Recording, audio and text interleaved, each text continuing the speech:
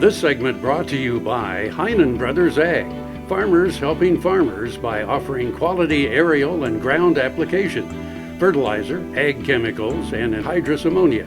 Call today to protect your crop yield. Welcome back to Farm Factor.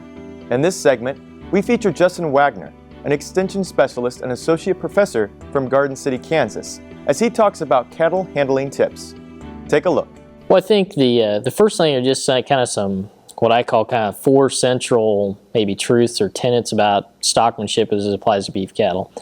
The first one of those would be that cattle want to see their handlers. They want to see us. A lot of times as we walk into a pen of cattle, you'll see cattle kind of acknowledge our presence, and that's important to realize.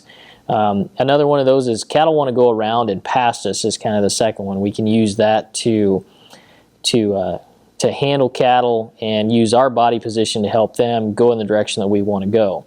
The third one I would say, or that I use, is cattle want to be with other cattle. We can use other cattle to draw cattle into a direction that we want them to go. Really the fourth one, that's kind of the central truth here, is that cattle tend to want to go back the way in which they came from, especially when we pressure them.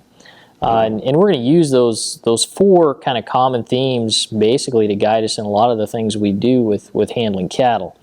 The key fundamental thing with stockmanship is really when we're dealing with cattle, what we want to do is essentially make what we want them to do their idea. Probably the most effective means of communication that we have with cattle is sight.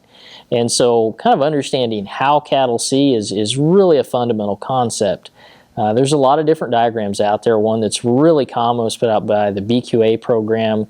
Most people have seen it. It's got kind of a circle around a steer with a couple blind zones that would be illustrated in that diagram. Two of the most common ones would be directly behind the animal.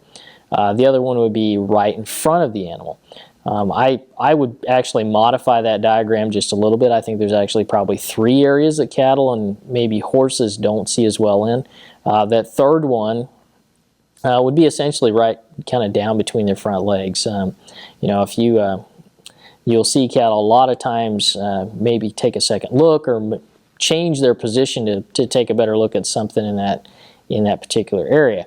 The other thing that diagram illustrates is something that we most commonly refer to as the flight zone, and this is pretty well established in cattle handling circles. You'll see it referenced a lot, and as well as point of balance. For me, the flight zone is really important to realize where that is, but I'm probably more concerned in helping folks realize that there's actually something I call the pressure zone, and other cattle handling experts out there will refer to it that way as well too. And that's kind of the area where we first begin to apply some pressure to that animal. The flight zone for me is kind of that point where the animal's maybe made a decision that it's time for them to leave. And so we have to be careful about applying pressure, but not so much that the animal we've elicited that flight or fight response in terms of typically what we'd see would be flight.